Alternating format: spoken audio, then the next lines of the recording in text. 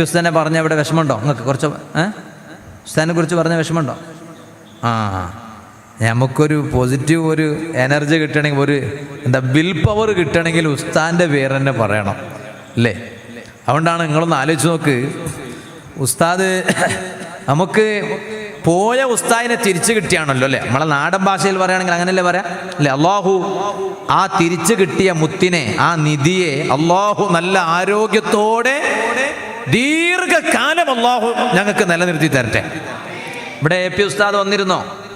നിങ്ങൾക്കറിയോ? SF-ൻ്റെ മക്കൾക്കറിയോ? അറിയോ? ഉസ്താദ് ഈ നാട്ടിൽ വന്നിട്ടുണ്ടോ എന്ന് നിങ്ങളോട് ഞാൻ ചോദിക്കണം. ഇല്ല, നിങ്ങൾക്ക് പിന്നെ വിവേകം വെച്ചത് മുതൽ ഇവിടെ ഉസ്താദ് വന്നതായിട്ട് നിങ്ങൾക്ക് അറിയില്ല. എന്നാൽ ഇവിടെ ഉസ്താദ് വന്നിട്ടുണ്ട് അല്ലേ? വന്നിട്ടുണ്ട്. വർഷങ്ങൾക്ക് മുമ്പ് ഇവിടെ വന്നിട്ടുണ്ടാവില്ല അല്ലേ? വന്നിട്ടുണ്ട്. എന്നാൽ ഇപ്പോൾ അഫ്സൽക്ക് അങ്ങനെ പറയണേ, വർഷങ്ങൾക്ക് മുമ്പ് ഇവിടെ ഉസ്താദ് വന്നിട്ടുണ്ട് എന്നാണ്. ഇപ്പോൾ എന്നോട് നിങ്ങളൊന്നും ഇതാക്കണ്ട, മൂപ്പരോട് ചോദിച്ചാൽ മതി. അപ്പോൾ ഞാൻ നെട്ടൂറുകാരനൊന്നുമല്ല, ഞാൻ കളസക്കാരനാ ചങ്ങായി. കളസ എന്ന് പറഞ്ഞാൽ എവിടെയാ? നീ അവിടെ വന്നിട്ട് പോലും ഉണ്ടാവില്ല, അതാ നാട് കളസ. ഇനി വേണമെങ്കിൽ ഒന്ന് വന്നു, എന്നെ കാണാൻ അങ്ങോട്ട് വന്നു. നിന്നെ കാണാൻ ഞാൻ ഇവിടെ വന്നല്ലോ, നീ അങ്ങോട്ട് വന്നു. കളസ എന്ന് പറഞ്ഞാൽ ഇവിടുന്ന് മംഗലാപുരം വരെ പോകണം. മംഗലാപുരത്ത് നിന്ന് 4.5 മണിക്കൂർ യാത്ര ചെയ്തിട്ട് വേണം എൻ്റെ കളസയിലേക്ക് പോകാൻ. ഇവിടുന്ന് മംഗലാപുരത്തിൻ്റെ കഥ അല്ല വരണം, മംഗലാപുരത്ത് നിന്ന് 4.5 മണിക്കൂർ. അപ്പോൾ ഞാൻ പറഞ്ഞ വിഷയം മറക്കണ്ട. ബഹുമാനപ്പെട്ട ഉസ്താദിൻ്റെ ഇപ്പോഴത്തെ ഒരു പുസ്തകമുണ്ട്, വിശ്വാസപൂർവം എന്നൊരു പുസ്തകം. എല്ലാവരും വായിക്കണം, അല്ലാഹു തൗഫീഖ് ചെയ്യട്ടെ. ഉസ്താദിൻ്റെ ആത്മകഥ വിശ്വാസപൂർവം. എല്ലാവരും അത് വായിക്കുന്നുണ്ട്. ഇപ്പോൾ എല്ലാവരും വായിക്കുന്നുണ്ട്. എല്ലാവരും വായിക്കണം. പുരുഷന്മാർ മാത്രം വായിച്ചാൽ പോരാ. ഉമ്മമാരെ, നിങ്ങളെ ഭർത്താക്കന്മാരോടൊക്കെ ആ വിശ്വാസപൂർവം എന്നൊരു പുസ്തകം വാങ്ങിക്കൊണ്ടുവരാൻ വേണ്ടി പറയണം. എന്നിട്ട് അടയാളം വെച്ചിട്ട് നിങ്ങളത് വായിക്കണം. കുടുംബജീവിതം പഠിക്കാൻ അതിലുണ്ട്, ഒരുപാട് പഠിക്കാനുണ്ട്. പ്രവർത്തിക്കുന്നത് എങ്ങനെയാണ്, എങ്ങനെ പ്രവർത്തിക്കണം എന്നത് അതിലുണ്ട്, എല്ലാം ഉണ്ട്. ഉസ്താദിന് എല്ലാം ഓർമ്മ ഉണ്ട്. ഞാനിപ്പോൾ ഇവിടെ വന്നപ്പോഴും ഞാൻ പിന്നെ അവിടെ ഫിറോസ് ഖാൻ്റെ വീടും തോന്നുന്നുണ്ട്. ഞാൻ അവിടെ ഇങ്ങനെ ഒരല്പം നേരം വിശ്രമിച്ചപ്പോൾ അല്ലേ, ഒരു വീട് അല്ലേ, അങ്ങനെ തന്നെ അല്ലേ? അപ്പോൾ വിശ്രമിച്ചപ്പോൾ അള്ളാഹു തആല ആ കുടുംബത്തിന് വലിയ ബർക്കത്ത് ചെയ്യട്ടെ, വലിയ സന്തോഷം കൊടുക്കട്ടെ. അള്ളാഹു വിഷമങ്ങളൊക്കെ തീർത്തു കൊടുക്കട്ടെ. അള്ളാഹു ആ വീട്ടിലെ ഉപ്പാക്ക് നീ ശിഫ കൊടുക്കണേ റഹ്മാനെ. ഭക്ഷണം കഴിക്കാൻ പോയ ഞങ്ങളെ മർഹൂമ് ഹമീദാജി, അള്ളാഹുവേ നീ അവർക്ക് സ്വർഗം കൊടുക്കണം റഹ്മാനെ. നല്ല മനുഷ്യരായിരുന്നു, ഞങ്ങളിൽ നിന്ന് പിരിഞ്ഞു പോയി, നീ സ്വർഗം കൊടുക്കണം റഹ്മാനെ. അവരുടെ മക്കൾക്കും അതുപോലെ, അവരുടെ ഭാര്യ, അവരുടെ കുടുംബം, അവർക്കൊക്കെ നീ, മക്കളെ ഭാര്യമാരൊക്കെ നീ ആഫിയത്ത് കൊടുക്കണം റഹ്മാനെ, ദീർഘായുസ് കൊടുക്കണം റഹ്മാനെ. അപ്പൊ ഞാൻ വിശ്രമിക്കുന്ന വീട്ടിൽ ഒരല്പനേരം വിശ്രമിച്ചപ്പോൾ എന്നെ അവിടെ കടന്നുറങ്ങാൻ വേണ്ടി ഓരൊക്കെ വാതിലടച്ച് ഓരങ്ങ് പോയി ഉറങ്ങാൻ. ഞാൻ ഉറങ്ങിയിട്ടൊന്നുമില്ല, ഞാൻ ഈ പുസ്തകം വായിക്കായിരുന്നു. എന്താ രസം അത് വായിക്കാൻ. അതിൽ വായിക്കുമ്പോൾ ഉസ്താദിന്റെ നിക്കാഹ് നടന്ന ദിവസം പോലും ഏതാണെന്ന് ഉസ്താദിന് ഓർമ്മ ഉണ്ട്. നിങ്ങളെ കൂട്ടത്തിൽ എത്ര ആൾക്ക് ഓർമ്മ ഉണ്ട്? നിനക്ക് വല്ല ഓർമ്മ ഉണ്ടോ നിന്റെ നിക്കാഹ് എപ്പോഴാണ് നടന്നത്?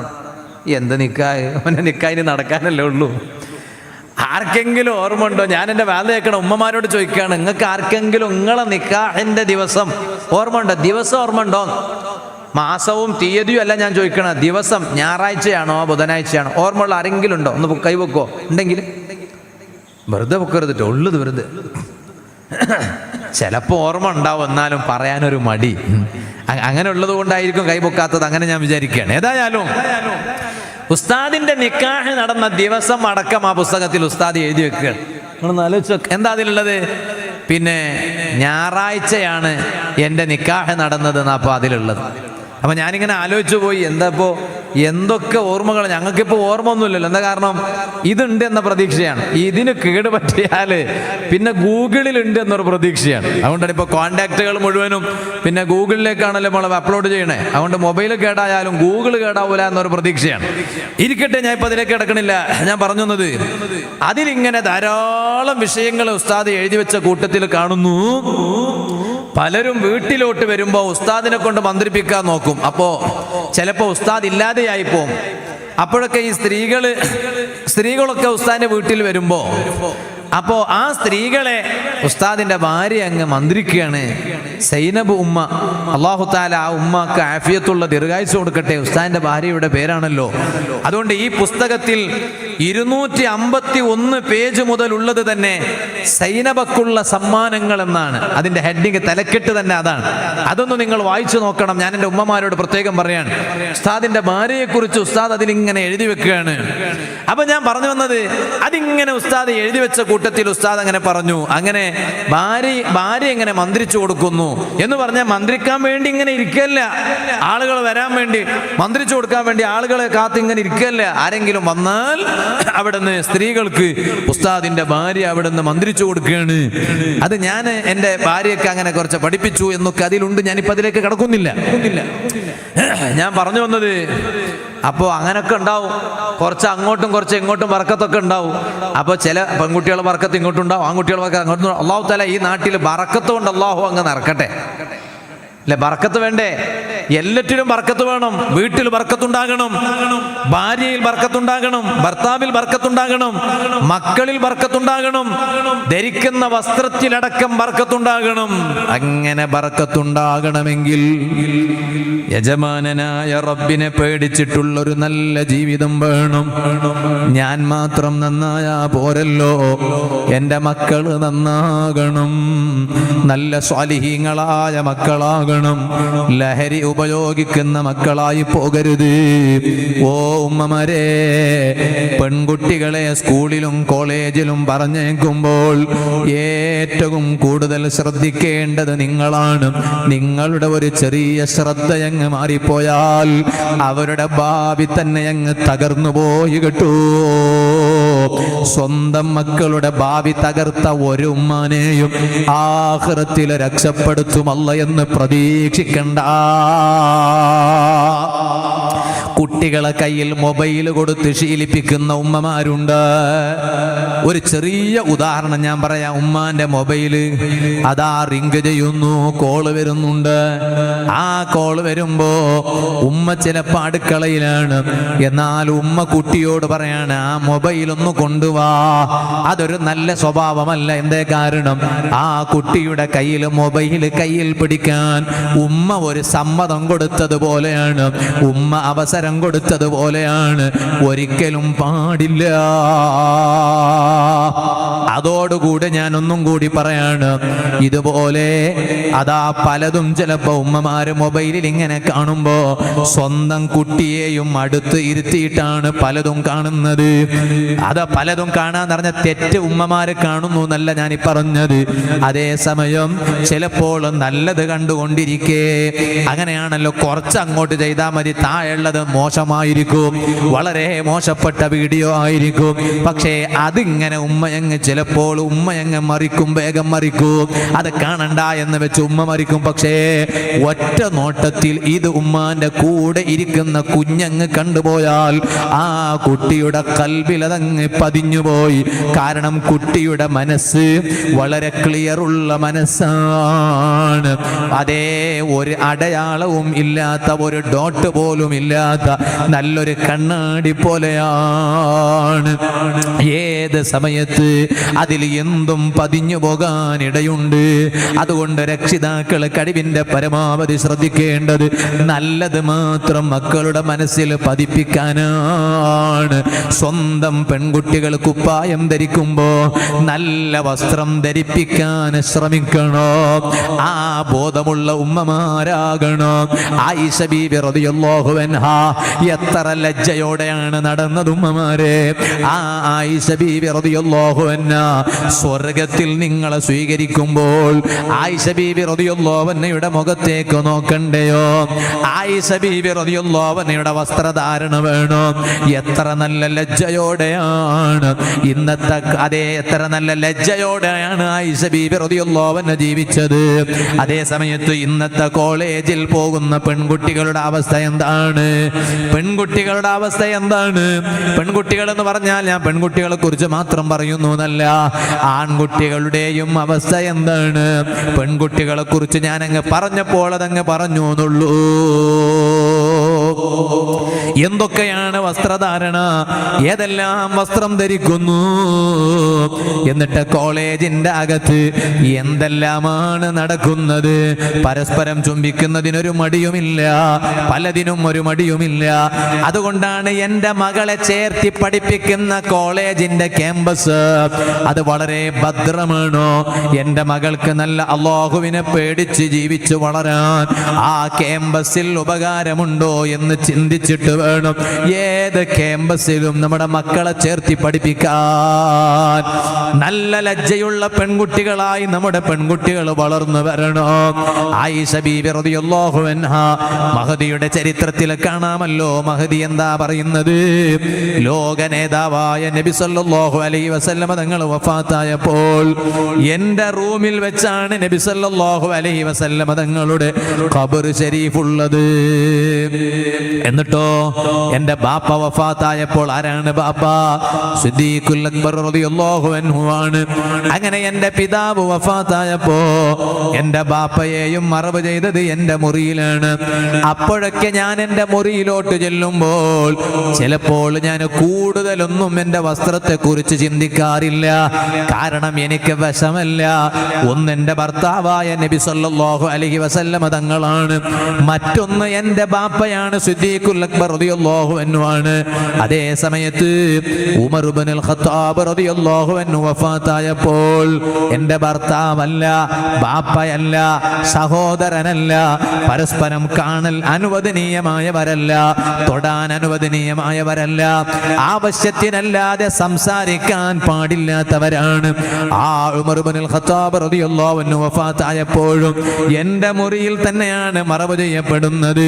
പക്ഷേ ഉമർ ഇബ്നുൽ ഖത്താബ് റളിയല്ലാഹു അൻഹുവിനെ അവിടെ അങ്ങ് മറവ് ചെയ്തതിന് ശേഷം പിന്നെ പൂർണ്ണമായും വസ്ത്രം ധരിച്ചിട്ടല്ലാതെ ഞാൻ അങ്ങോട്ട് കടന്നിട്ടില്ല.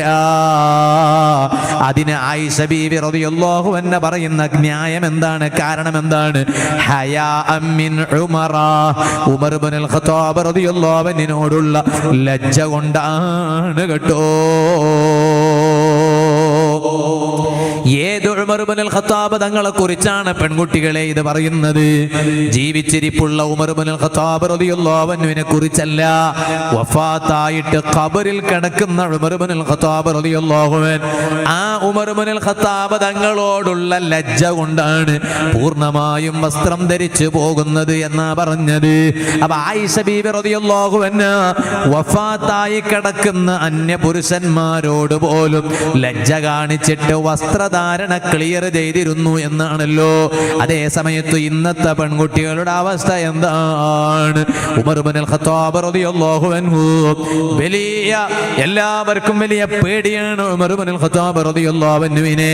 കാരണം ഹക്ക് കണ്ടാൽ തുറന്ന് പറയുന്ന മഹാനാണ് ഉമർ ഇബ്നുൽ ഖത്താബ് റളിയല്ലാഹു അൻഹു. അതുകൊണ്ട് എല്ലാവർക്കും പേടിയാണ്.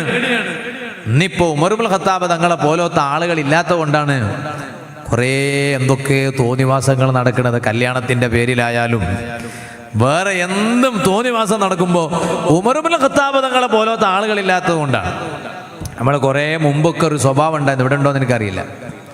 കുട്ടികൾ പറഞ്ഞതുപോലെ കേട്ടില്ലെങ്കിൽ, ചെറിയ കുട്ടികൾ ഒരു പറഞ്ഞതുപോലെ കേട്ടില്ലെങ്കിൽ, ചിലപ്പോൾ ഉമ്മ കുളിപ്പിക്കാൻ വിളിച്ചാൽ കുട്ടി പോയില്ലെങ്കിൽ, ഭക്ഷണം കൊടുക്കാൻ ഉമ്മ വിളിച്ചാൽ കുട്ടി അങ്ങ് പോയില്ലെങ്കിൽ, ഞങ്ങളെ നാടുകളിലൊക്കെ കുട്ടികളെ പറഞ്ഞിട്ട് പേടിപ്പിക്കണ, അനുസരിപ്പിക്കണ ഒരു ശൈലിയുണ്ട്. നിങ്ങൾ ഇവിടെ എങ്ങനെ നിങ്ങൾക്കറിയില്ല. ഇവിടെ എങ്ങനെ പഠിപ്പിക്കുക? ഒന്ന് പറയൂ ചങ്ങായിമാരെ, ഒന്ന് പറ, എന്നാലല്ലേ ഇപ്പം നിങ്ങൾ ഉണർവിലുണ്ടോ എന്ന് അറിയണേ. എന്താ പറയാ? ഇന്നത്തെ മക്കൾക്കൊന്നും അറിഞ്ഞോണമെന്നില്ല. ഇന്നിപ്പോ അങ്ങനെ പേടിപ്പിക്കലൊന്നുമില്ലല്ലോ. മൊബൈൽ കൊടുത്താൽ മതി, എവിടെ നിന്നുണ്ടെങ്കിൽ ഇങ്ങോട്ട് വരും. മൊബൈൽ കൊടുത്താൽ എല്ലാം വരും. അതല്ല, ഈ മൊബൈൽ ഇങ്ങനെ ഒന്നും ഇല്ലാത്തൊരു കാലം ഉണ്ടായിരുന്നു. അന്ന് എന്താ പേടിപ്പിച്ചിരുന്നത്? ഒന്ന് പറ. കുറച്ചൊക്കെ പ്രായമുള്ളവർ ഈ സദസ്സിലുണ്ടല്ലോ, എല്ലാവരും മക്കളൊന്നും അല്ലല്ലോ. എന്താ പറഞ്ഞേ? അതൊന്നുമില്ല ഇവിടെ ഇല്ല. നിനക്കറിയാഞ്ഞിട്ടാ, നീ എൻ്റെ ഉമ്മാനോട് പോയി ചോദിച്ചു നോക്ക്. അപ്പം ഉമ്മ പറഞ്ഞു തരും. ചില നാടുകളിലൊക്കെ ഉണ്ടാകുന്ന എന്താ, പിന്നെ എന്താണ്, പട്ടാണി വരുമെന്ന് പറയും. പട്ടാണി, പ്രേതം വരും എന്നൊക്കെ പറയും. അതല്ല, വേറെ ചില നാട്ടിൽ അങ്ങനെ പറയും, പട്ടാണി വരും. പട്ടാണി വന്നാൽ നിന്നെ ചാക്കിലിട്ട് കൊണ്ടുപോകും അല്ലേ? അതിന് നിങ്ങളിവിടെ വേറെന്തോ പറയായിരിക്കും. എന്താ അവരുടെ ചാക്കിലിട്ട് കൊണ്ടുപോകും പറയുമ്പോൾ എല്ലാവരും ഇങ്ങനെ തലം കാട്ടി. പക്ഷെ ആര് വരുമെന്നായി പറയണേ? അങ്ങനെയുള്ള ഒരാൾ നാട്ടിൽ എവിടെ ഇല്ല ഉമ്മ, എവിടെ ഇല്ല. പക്ഷെ അന്ന് മുതൽ ഇന്ന് വരെ അങ്ങനെയാ പറയാം. ഞങ്ങളെ നാട്ടിൽ ജോയി വരും എന്നാ പറയണേ. ജോയി വന്നിട്ട് കൊണ്ടുപോകുന്നെ, അതുകൊണ്ട് ജോയി വരും അങ്ങനെ പറയാം. ചില നാട്ടിലൊക്കെ അങ്ങനെ പറയും. ചില പഴയ നാടുകളിലൊക്കെ പട്ടാണി വന്നിട്ട് നിന്നെ ചാക്കിലിട്ടിട്ട് കൊണ്ടുപോകുന്ന പറയും. ചാക്കിലിട്ട് കൊണ്ടുപോകും. അതുകൊണ്ടാണ് ചിലപ്പോൾ ഈ കുട്ടികൾ ഏതെങ്കിലും ഒരു ചങ്ങാതി ചാക്കിലിട്ടിട്ട് എന്തെങ്കിലും കൊണ്ടുപോവാണെങ്കിൽ ഈ കുട്ടി ഉമ്മാനോട് ചോദിക്കും, ബാപ്പാനോട് ചോദിക്കും, അതാണോ ആ പട്ടാണി ചാക്കിലിട്ട് കൊണ്ടുപോകുന്ന പറഞ്ഞാൽ അതന്നെയാണെന്ന് പറഞ്ഞാൽ പിന്നെ ഓനങ്ങ് പേടിച്ചു, എന്നെ അതുപോലെ കൊണ്ടുപോകുന്ന് പറഞ്ഞിട്ട്. എന്നാൽ അക്കാലത്ത് ഉമർ ഇബ്നുൽ ഖത്താബ് റളിയല്ലാഹു അൻഹുവിന്റെ കാലത്ത് അന്ന് എല്ലാവർക്കും വലിയ പേടിയാണ്. ഉമർ ഇബ്നുൽ ഖത്താബ് റളിയല്ലാഹു അൻഹു, ആ ഉമർ ഇബ്നുൽ ഖത്താബ് തങ്ങളോടുള്ള ലജ്ജ കൊണ്ടാണ് ഞാനിത് ചെയ്യുന്നത് എന്ന് ആയിഷ ബീബി റളിയല്ലാഹു അൻഹ പറയണമെങ്കിൽ ആ ആയിഷ ബീബി റളിയല്ലാഹു അൻഹ അന്യ പുരുഷന്മാർക്ക് മുന്നിൽ എത്ര കണ്ട് വസ്ത്രധാരണ ശ്രദ്ധിച്ചിരുന്നു. അതാണ് നമ്മുടെ പെൺകുട്ടികൾക്ക് പഠിപ്പിച്ചു കൊടുക്കേണ്ടത്. ഇനി ഞാൻ ഒന്നും കൂടി പറയട്ടെ, യുവാക്കൾ ലഹരിയുടെ പിന്നിൽ പോകുന്നതിൽ നിന്ന് മാറ്റി നിർത്താൻ ശ്രമിക്കണേ. കാരണം ലഹരി വസ്തു ഉപയോഗിച്ചാൽ നേരെ മുന്നിൽ കാണുന്ന ഉമ്മാനെ ഉമ്മയായി തിരിച്ചറിയാൻ കഴിയില്ല. നേരെ മുന്നിൽ കാണുന്ന സഹോദരിയെ സഹോദരിയായി തിരിച്ചറിയാൻ കഴിയില്ല. നേരെ മുന്നിൽ കാണുന്ന ബാപ്പയെയും ബാപ്പയായി തിരിച്ചറിയാൻ കഴിയില്ല. അത്തരത്തിലുള്ള മയക്കുമരുന്ന് ഉപയോഗവും അത്തരത്തിലുള്ള ലഹരി വസ്തു ഉപയോഗവും നമ്മുടെ നാട്ടിൽ നിന്ന് ഇല്ലായ്മ ചെയ്യണം. നമ്മുടെ മക്കൾ അതിൽ പെട്ടുപോകാതിരിക്കാൻ കഴിവിന്റെ പരമാവധി ശ്രമിക്കണം. അങ്ങനെ നന്നായി കുട്ടികളെ വളർത്തിക്കൊണ്ടുവന്നാൽ ആ മക്കളാണ് നമ്മുടെ ആഖിറത്തിൽ നമുക്ക് വലിയ സമ്പാദ്യം. അതിലേറ്റവും കൂടുതൽ ശ്രദ്ധിക്കേണ്ടത് ആരാണ്? ഈ മറക്കപ്പുറത്തിരിക്കുന്ന ഉമ്മമാരെ, നിങ്ങളാണ് കേട്ടോ. അതാണ് ഞാൻ ഖുർആനിൽ പറഞ്ഞ ആശയം നിങ്ങളോട് ഓതി പറഞ്ഞത്. അങ്ങനെ നിങ്ങളുടെ മക്കള് നിങ്ങളെ കൺകുളിർമയാക്കുന്ന മക്കളാകണം. എവിടെയെല്ലാം കൺകുളിർമയാക്കണം? ദുനിയാവിൽ കൺകുളിർമയാക്കണം, ആഖിറത്തിൽ കൺകുളിർമയാക്കണം. പരലോകത്തെത്തിയാൽ എൻ്റെ മക്കളെ കാരണം എനിക്കൊന്ന് സ്വർഗം കിട്ടണം.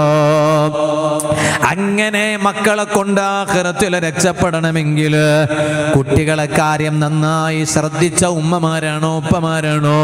ഉലൈക യുജ്സൗനൽ ഗുർഫത ബിമാ സ്വബറു. ഖുർആനിൽ അല്ലാഹു തആല പറയാണ്, അവർക്ക് സ്വർഗ്ഗത്തിൽ വലിയ കെട്ടിടം ലഭിക്കുന്നു. സ്വന്തം മക്കളെ കാര്യം നന്നായി ചിന്തിച്ച് ശ്രദ്ധിച്ച് മക്കളെ നന്നാക്കി വളർത്തിക്കൊണ്ടുവന്ന രക്ഷിതാക്കളാണോ, അവർക്ക് സ്വർഗ്ഗത്തിൽ കെട്ടിടം ലഭിക്കുന്നു പ്രതിഫലമായി. എന്തിനാണ് അവർക്ക് സ്വർഗ്ഗത്തിൽ കെട്ടിടം ലഭിക്കുന്നത്? ബിമാ സ്വബറു. കുട്ടികളെ നന്നാക്കി വളർത്തിക്കൊണ്ടുവരുമ്പോൾ നന്നായി ക്ഷമിച്ചതുകൊണ്ടാണ്, സ്വബർ ചെയ്തതുകൊണ്ടാണ്. കാരണം മക്കളെ വളർത്തിക്കൊണ്ടുവരുമ്പോൾ നല്ല ക്ഷമ വേണം. നല്ല ക്ഷമ വേണ്ടേ? ചെറിയ ക്ഷമ പോരാ, നല്ല ക്ഷമ വേണം. എന്താ കാരണം? ഇന്നത്തെ മക്കളല്ലേ അല്ലേ, ഇന്നത്തെ കുട്ടികളല്ലേ, പഴയ കാലത്തെ മക്കളൊന്നുമല്ല. എന്തെങ്കിലും ചിലപ്പോ ഉമ്മാക്ക് മറുപടി നൽകും കുട്ടികൾ. ഉമ്മ എന്തെങ്കിലും പറഞ്ഞാൽ ഉടൻ തന്നെ ജവാബ് നൽകും, മറുപടി നൽകും. പഴയ കാലത്തെ മക്കൾ അങ്ങനെയല്ല. അവരുമ്മാന്റെ മുന്നിൽ നിൽക്കാൻ അവർ പേടിക്കും. ഉമ്മ വന്നാൽ ഇരുന്ന സ്ഥലത്ത് എണീറ്റ് നിൽക്കും. ബാപ്പാന്റെ മുന്നിൽ കൂടെ നടക്കാൻ അവർക്ക് തോന്നൂല, കാരണം ബാപ്പയാണത്. അതേ സമയത്ത് ഇന്നത്തെ മക്കളോ, ഉമ്മ വന്നാൽ ഇരുന്നുണ്ടാവും. ഇവിടുത്തെ മക്കളെ കുറിച്ചല്ല ഞാൻ പറയണേ, അവർക്ക് നല്ല അദബൊക്കെയുള്ള മക്കൾ അല്ലാഹു തആല ബർക്കത്ത് ചെയ്യട്ടെ, നല്ല മക്കളാക്കി തരട്ടെ. ഉമ്മ വന്നാലും ബാപ്പ വന്നാലും ഒരു വിഷയമില്ല, ഓൻ ഉമ്മ വന്നത് അറിഞ്ഞിട്ടില്ല, ബാപ്പ വന്നത് അറിഞ്ഞിട്ടില്ല. അതേ സമയത്ത് അങ്ങനെയാണല്ലോ, ഉമ്മ എന്തെങ്കിലും കുട്ടികളെ വല്ലാതെ ശകാരിച്ചാൽ ഒച്ച വെച്ചിട്ട് അല്ലേ, കയ്യിൽ മൊബൈൽ ഉണ്ടായിട്ട് ആ മൊബൈൽ മാറ്റി വെക്കാൻ വേണ്ടി ഉമ്മങ്കാലും കുഞ്ഞിനോട് പറഞ്ഞാൽ, ചെറിയ കുഞ്ഞിനോട് ആ മൊബൈൽ മാറ്റി വെച്ചോ, അല്ലെങ്കിൽ ടെലിവിഷൻ ടിവിയുടെ റിമോട്ട് കയ്യിൽ പിടിച്ചാൽ അതങ്ങ് മാറ്റിവെക്ക്, അപ്പുറം വെക്കെന്ന് പറഞ്ഞാൽ, ദാ ഞാൻ നിന്റെ ഭർത്താവൊന്നുമല്ലോ എന്നോട് ദേഷ്യപ്പെടാൻ, അങ്ങനെ പറയാ. എങ്ങനെയുണ്ട് മട്ടം പറയലെങ്ങനെയാ? ഞാൻ നിന്റെ ഭർത്താവ് ഒന്നല്ലോട്ടോ എന്നോട് ദേഷ്യപ്പെടാൻ. അതാ അങ്ങനെ പറയാം. എന്താ കാരണം? ഉമ്മ സ്വന്തം ഭർത്താവിനോട്, ഈ കുട്ടിൻ്റെ ബാപ്പാനോട് ദേഷ്യപ്പെടുന്നത് ഈ കുട്ടി നേരിട്ട് കണ്ടനുഭവിച്ചതാണ്. ഒരിക്കലും പാടില്ല. അത് കുട്ടികളുടെ ഭാവി അങ്ങ് തകർത്തു കളയും. ഞാനിത് വെറുതെ പറയല്ല. അല്ലര ചില്ലര സൗന്ദര്യ പണക്കങ്ങൾ വീടുകളിലൊക്കെ ഉണ്ടാവും. നിങ്ങളെ വീട്ടിലുണ്ടാവൂലേ? ഉണ്ടാവും, സ്വാഭാവികമാണ്. സൗന്ദര്യ പണക്കല്ലെങ്കിൽ ജീവിതത്തിൽ ഒരു മജയില്ല. മജ എന്ന് പറഞ്ഞാൽ രസം. അതിനൊരു അല്ലേ, എപ്പോഴും ഒരേപോലെ എന്നായാൽ പിന്നെ ജീവിതത്തിലൊരു ഇതില്ല. ഇടയ്ക്കൊരു സൗന്ദര്യ പണക്കം, പക്ഷെ അത് വല്ലാതെ നീണ്ടുപോകാൻ പാടില്ല. അവസാനം പിന്നെ അത് ത്വലാഖിലേക്ക് എത്തുകയാണ്, വെറുതെയാണ്. ചിലപ്പോൾ ഒരൊറ്റ കോള് വിളി കൊണ്ട് തീരുന്ന പ്രശ്നമേ ഉള്ളൂ, പക്ഷേ അത് ചെയ്യാത്ത കൊണ്ട് ഇങ്ങനെ നീണ്ടുപോവാണ്. അത് പിന്നെ എവിടേക്കൊക്കെ എത്തും, പിന്നെ അവസാനം ത്വലാഖ്. അങ്ങനെ ആകാൻ പാടില്ല. അതേ സമയത്ത് അങ്ങനെയാണ്. എത്ര സുബ്ഹാനല്ലാഹ്, എത്ര മരുമക്കളുണ്ട്. മരുമക്കൾ എന്ന് പറഞ്ഞാൽ ഇവിടെ എന്താ പറയാന്നാരോ, മകൻ്റെ ഭാര്യക്ക് എന്താ പറയാ? മർമോലു എന്ന് പറയും എൻ്റെ ഭാഷയിൽ. നിങ്ങൾ മരുമക്കൾ എന്ന് പറയും മകൻ്റെ ഭാര്യ അല്ലേ? ഓളും ഭർത്താവിൻ്റെ ഉമ്മയും തമ്മിൽ എപ്പോൾ നോക്കിയാലും പ്രശ്നമായി. ഇവിടെ പിന്നെ ആ പ്രശ്നം ഉണ്ടാവില്ല, കാരണം അങ്ങനെയാണല്ലോ അല്ലേ? ഞാൻ പറഞ്ഞെങ്കിൽ മനസ്സിലായിണ്ടാവും. ഇല്ല, മനസ്സിലായിട്ടില്ല. ഞാൻ പറഞ്ഞെങ്കിൽ മനസ്സിലായില്ല, എന്നെ കൊണ്ട് വ്യക്തമാക്കി പറയിപ്പിക്കണ്ടല്ലോ. ഇവിടെ പിന്നെ അങ്ങനെ ഒരു പ്രശ്നം ഉണ്ടാവില്ല. എന്നാലും ഉണ്ടാകാതിരിക്കില്ല. ഇവിടെ നെട്ടൂർത്ത കഥയല്ല ഞാൻ പറയണത്, മൊത്തത്തിൽ ഞാൻ പറയണേ ഈ പരിസരം. എന്നാലും ഉണ്ടാവും അല്ലേ? അങ്ങനെയൊക്കെ ഉണ്ടാവും. സുബ്ഹാനല്ലാഹ്, ചിലപ്പോ സ്വന്തം മോനോട്, സ്വന്തം മകനോട് മകന്റെ ഭാര്യയെക്കുറിച്ച് ഇല്ലാത്തതൊക്കെ പറഞ്ഞു കൊടുക്കുന്ന ചില ഭർത്താക്കന്മാരെ ഉമ്മമാരുണ്ട്. എന്തിനാപ്പ അവർ ഉമ്മമാരായി ജനിച്ചു എന്നപ്പ എനിക്ക് സങ്കടം. അല്ലാഹു തആല നന്നാക്കി കൊടുക്കട്ടെ. എന്താ അതിനൊരു ആമീൻ പറയാത്ത? ഈ കുട്ടികൾക്ക് അതിൻ്റെ ഗൗരവം മനസ്സിലാവാത്തതുകൊണ്ടാണ്. ഭാവിയിൽ അറിയുമ്പോൾ ഒക്കെ ഓർക്ക് ആമീൻ പറയും. അല്ലാഹു, അത് ഭാവിയിൽ നിനക്ക് അങ്ങനെ ഒരു അനുഭവം ഇല്ലാതിരിക്കാൻ വേണ്ടി ഇപ്പൊ തന്നെ ആമീൻ പറഞ്ഞോ. അല്ലാഹു തആല ആ സ്വഭാവമൊക്കെ മാറ്റിക്കൊടുക്കട്ടെ. ആ ഉമ്മമാർക്കൊക്കെ അല്ലാഹു നല്ല സ്വഭാവം കൊടുക്കട്ടെ. ഇപ്പൊ ഈ മറക്കപ്പുറത്ത് അത്തരത്തിലുള്ള ഉമ്മമാരൊന്നും ഇല്ലാത്തതുകൊണ്ട് ഞാൻ ഇപ്പൊ കൂടുതലൊന്നും പറയുന്നില്ല. ഇപ്പൊ പറയണ സമയം തന്നെ മതിയാകണില്ല. ഞാനിപ്പോ നിർത്തുകയാണ്. 11 മണിക്ക് നമുക്ക് കൊടുന്ന് വേർന്നിട്ട് പിരിയണം. അല്ലാഹു അതിന് തൗഫീഖ് ചെയ്യട്ടെ. അതിനും ആമീൻ തന്നെ. അല്ലാഹു തൗഫീഖ് ചെയ്യട്ടെ. അപ്പൊ അങ്ങനെയാണ് ചില ഉമ്മമാരുടെ സ്വഭാവമൊക്കെ അങ്ങനെയാണ്. സുബ്ഹാനല്ലാഹ്, ഏറ്റവും കൂടെ നിൽക്കുന്നവളാണ് സ്വന്തം മരുമകൾ, മകന്റെ ഭാര്യ. പക്ഷെ ആ മകന്റെ ഭാര്യയോട് തന്നെ എപ്പോഴും പ്രശ്നത്തിലാണ്, എപ്പോഴും പണക്കത്തിലാണ്. സ്വന്തം മരുമകളെ കുറിച്ച്, മകന്റെ ഭാര്യയെ കുറിച്ച് മകനോട് എന്തെല്ലാം പരാതി പറഞ്ഞു കൊടുക്കുന്ന സുബ്ഹാനല്ലാഹ് ചില അമ്മായിമ്മമാര്. അമ്മായിമ്മ എന്നല്ലേ പറയാ? വളരെ മോശമാണ്. ഏറ്റവും ആവശ്യമായത് നല്ല സ്വഭാവം വേണം. അതാണ് ഏറ്റവും ആവശ്യം. സ്വഭാവം മോശമായി പോയാൽ ഉമ്മ എന്ത് ഇബാദത്ത് ചെയ്തിട്ടും ഒരു കാര്യമില്ല. എത്ര റാത്തീബ് എടുത്തിട്ടും കാര്യമില്ല, എത്ര ദിക്ർ ചൊല്ലിയിട്ടും കാര്യമില്ല, എത്ര തസ്ബീഹ് ചൊല്ലിയിട്ടും കാര്യമില്ല. പക്ഷെ അത് ചൊല്ലിയതിന്റെ ബറക്കത്തോണ്ട് ചിലപ്പോൾ സ്വഭാവം മാറും കേട്ടോ, നല്ല സ്വഭാവമാവും. എന്നാലും സ്വഭാവം മാറാതെ ഇതിങ്ങനെ ചൊല്ലിപ്പറഞ്ഞതുകൊണ്ട് മാത്രം നന്നാകൂല. ആഖിറം രക്ഷപ്പെടണോ, അതിന് ഏറ്റവും ആവശ്യം നല്ല സ്വഭാവം. മകന്റെ ഭാര്യയോട് നല്ല സ്വഭാവമുള്ളവരാകണം, മക്കളോട് നല്ല സ്വഭാവമുള്ളവരാകണം. എന്നാ മകന്റെ ഭാര്യ അതുപോലെ തന്നെ ഇതെന്റെ ഉമ്മാന്റെ സ്ഥാനത്തുള്ള അമ്മായിമ്മയാണെന്ന ബോധം വേണം. അതാർക്ക് വേണം? മകന്റെ ഭാര്യക്ക് വേണം. ഇവളിത് ഏതോ ഒരു ജന്തുവായിട്ടാ കാണാ. അപ്പൊ പിന്നെ എന്താ ചെയ്യാ? ഇത് ഏതോ ഒരു ജന്തുവായിട്ടാ കാണാ. അങ്ങനെ പറ്റൂലല്ലോ. സ്വന്തം ഭർത്താവിന്റെ ഉമ്മയെ, അത് എനിക്ക് ഭർത്താവിനെ സമ്മാനിച്ച ഉമ്മയാണെന്ന ബോധം വേണം. അങ്ങനെ വേണം. ഞാനിപ്പോ അതിലേക്കൊന്നും കടക്കുന്നില്ല. സ്വഭാവം വളരെ ആവശ്യമാണ്. പക്ഷേ വീട്ടിൽ ഭാര്യയും ഭർത്താവും തമ്മിൽ പിണങ്ങുമ്പോ സ്വന്തം കുട്ടികളെ മുന്നിൽ പരസ്പരം ദേഷ്യം തീർക്കാൻ അവസരം കണ്ടെത്തരുത്. അത് വേണമെങ്കിൽ കുട്ടികൾ സ്കൂളിൽ പോയപ്പോളാകാം, കോളേജിൽ പോയപ്പോളാകാം, അല്ലെങ്കിൽ മദ്രസയിൽ പോയപ്പോളാകാം. അല്ല, വീട്ടിൽ കുട്ടികൾ ഉള്ള സമയം തന്നെ ഞായറാഴ്ച ഒരിക്കലും ആകാൻ പാടില്ല. ഭാര്യ ഭർത്താക്കന്മാരോ തമ്മിൽ പിണക്കം തീർക്കുന്നത് ഞായറാഴ്ച ആകാൻ പാടില്ല. എന്തേ കാരണം? ഞായറാഴ്ച കുട്ടികൾ വീട്ടിലുണ്ടാവും. അതേ സമയത്ത് ഇപ്പൊ അങ്ങനെയല്ല. നല്ല മഴ പെയ്യുന്നത് കൊണ്ട് കുട്ടികൾ ഏത് സമയത്ത് ആ വീട്ടിലുണ്ടാവാന്ന് പറയാൻ പറ്റൂല. കാരണം ശക്തമായ മഴ പെയ്യുമ്പോൾ അവധിയാണ്. അവധി കൊടുത്തില്ലെങ്കിൽ പിറ്റേ ദിവസം കലക്ടർക്ക് വിളിച്ചിട്ട് കോൾ ചെയ്തിട്ട് ചോദിക്കാണ് എന്തേന്ന് അവധിയില്ലാത്തത്. കുട്ടികൾ വിളിച്ച് ചോദിക്കാണ്. ഞാനിപ്പോൾ അതിലേക്ക് കടക്കുന്നില്ല. സ്വന്തം മക്കളുടെ മുന്നില് ഭാര്യ ഭർത്താക്കന്മാരായ അവരുടെ മാതാപിതാക്കൾ തമ്മിൽ പിണങ്ങിക്കൂടാ, വഴക്ക് പറഞ്ഞുകൂടാ, ദേഷ്യം പ്രകടിപ്പിച്ചുകൂടാ, അരിശം പ്രകടിപ്പിച്ചുകൂടാ. അതിലൂടെ എന്താണ് സംഭവിക്കാൻ പോകുന്നത്? ഈ മക്കൾക്ക് ബാപ്പാനോടുള്ള നിലയും വിലയും നഷ്ടപ്പെട്ടു പോകും, ഉമ്മാനോടുള്ള മഹത്വം നഷ്ടപ്പെട്ടു പോകും, ബഹുമാനം നഷ്ടപ്പെട്ടു പോകും. അതാണ് ഈ കുട്ടി തമാശക്ക് ചോദിക്കുന്നത്. ഉമ്മാനോട് ചോദിക്കുക, എന്നോട് ദേഷ്യപ്പെടരുത് കേട്ടോ, എന്നോട് ദേഷ്യപ്പെടാൻ ഞാൻ നിന്റെ ഭർത്താവൊന്നുമല്ല എന്ന് പറഞ്ഞാൽ ഈ കുട്ടി മനസ്സിലാക്കി ഇവർ തമ്മിൽ പണങ്ങുമ്പോ ഉമ്മ ഉപ്പാനോട് എപ്പോഴും ദേഷ്യപ്പെടാണ്.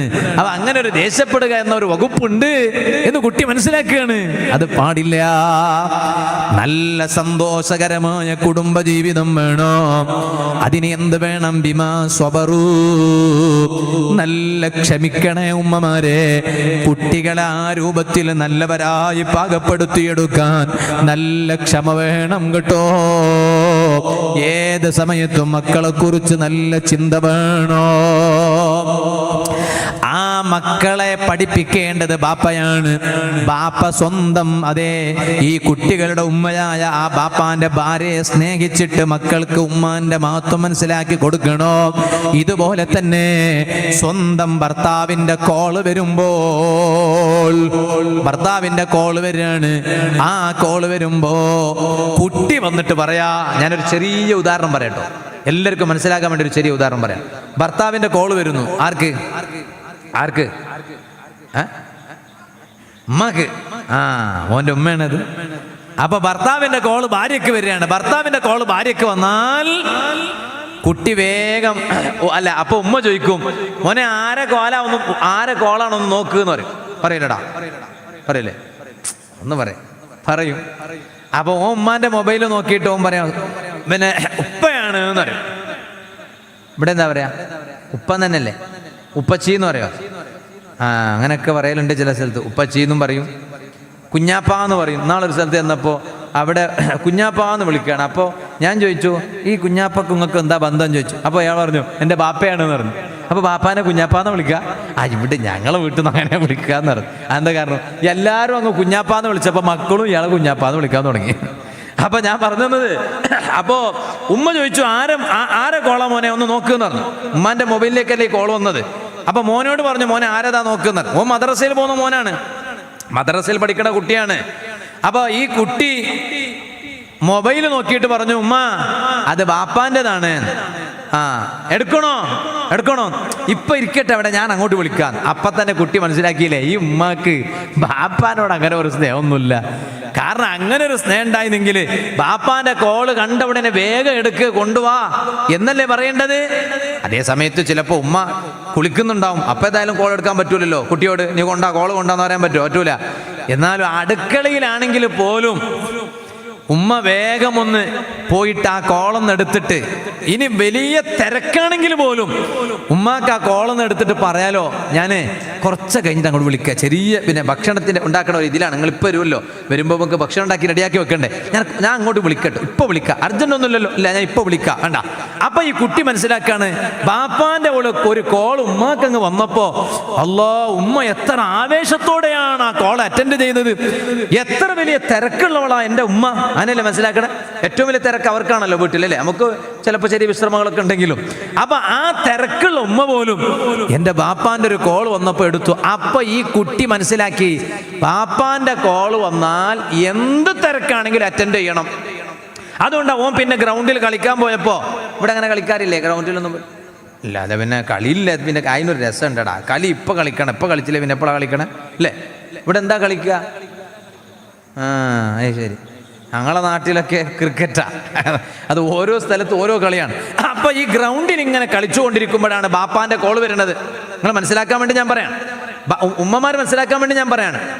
ഇത് കണ്ട് പഠിച്ച് മനസ്സിലാക്കിയ ഈ കുട്ടി ക്രിക്കറ്റിൽ ഫുട്ബോൾ കളിച്ചുകൊണ്ടിരിക്കുമ്പോൾ അപ്പോഴാ ബാപ്പാന്റെ കോള് വരുന്നത് മൊബൈലിക്ക്, കുട്ടീൻ്റെ മോൻ്റെ മൊബൈലിക്ക്. അപ്പൊ ഇങ്ങനെ എടുത്തു നോക്കുമ്പോൾ ബാപ്പയാണ്.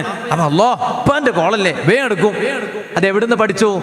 ഉമ്മ ബാപ്പാന്റെ കോള് വന്നത് വളരെ തിരക്കിട്ട സമയത്ത് പോലും ഉമ്മ കോൾ അറ്റൻഡ് ചെയ്തത് മകൻ നേരിട്ട് കണ്ടതാണ്. അപ്പൊ കുട്ടി മോൻ അതങ്ങെടുത്തു. പിന്നെയാണ് അവന്റെ കളിയൊക്കെ ബാപ്പാന്റെ കോളിന് ശേഷം. അതേ സമയത്ത് ഉമ്മാക്ക് ഭർത്താവ് കോള് വിളിച്ചപ്പോ ഉമ്മ അത് വലിയ മൈൻഡ് ചെയ്തില്ല, നെവർ മൈൻഡ് ചെയ്തു. ഞാൻ പിന്നെ വിളിക്കാം, ബാപ്പല്ല അവിടെ ഇരിക്കട്ടെ, സാരല്ല, എന്തെങ്കിലും ഇങ്ങനെ പറ പറയാനൊക്കെ ഞാൻ അങ്ങോട്ട് വിളിക്കാം എന്ന് മകനോടെങ്കാലും പറഞ്ഞാൽ ഗ്രൗണ്ടിൽ കളിച്ചുകൊണ്ടിരിക്കുന്ന മകന് ഉപ്പാന്റെ കോൾ വന്നാലും ഓൻ ഇങ്ങെടുക്കും, പാപ്പയാണല്ലേ, അവനെ വിളിക്കാം എന്ന് പറഞ്ഞ് കീശയിൽ വെക്കും. കേട്ടാ, അവന്റെ മനസ്സിൽ ബാപ്പാനോടുള്ള ബഹുമാനം ഇല്ലാതായി പോയി. ഞാൻ പറഞ്ഞു വന്നത്, ബാപ്പാനോടുള്ള ബഹുമാനവും ഉമ്മാനോടുള്ള സ്നേഹവും ഏറ്റവും കൂടുതൽ മക്കൾ പഠിക്കേണ്ടത് വീട്ടിൽ നിന്നാണ്, മദ്രസയിൽ നിന്നാണെന്ന് ഒരു രക്ഷിതാവും തെറ്റിദ്ധരിക്കണ്ട. അതിൻ്റെ ശ്രേഷ്ഠത മദ്രസയിൽ പഠിച്ചേക്കാം, പക്ഷെ യഥാർത്ഥത്തിൽ ബാപ്പാന്റെ ബഹുമാനവും ഉമ്മാനോടുള്ള സ്നേഹവും നമ്മുടെ മക്കൾ പഠിക്കേണ്ടത് നമ്മുടെ വീട്ടിൽ നിന്ന് തന്നെയാണ്. അതാരാണ് പഠിപ്പിക്കേണ്ടത്? പരസ്പരം മാതാപിതാക്കളാണ്, ഭാര്യ ഭർത്താക്കന്മാരാണ്. അത് പറഞ്ഞു കൊടുത്തിട്ടല്ല പഠിപ്പിക്കേണ്ടത്, ചെയ്തികൾ കാണിച്ചു കൊടുത്തിട്ടാണ്.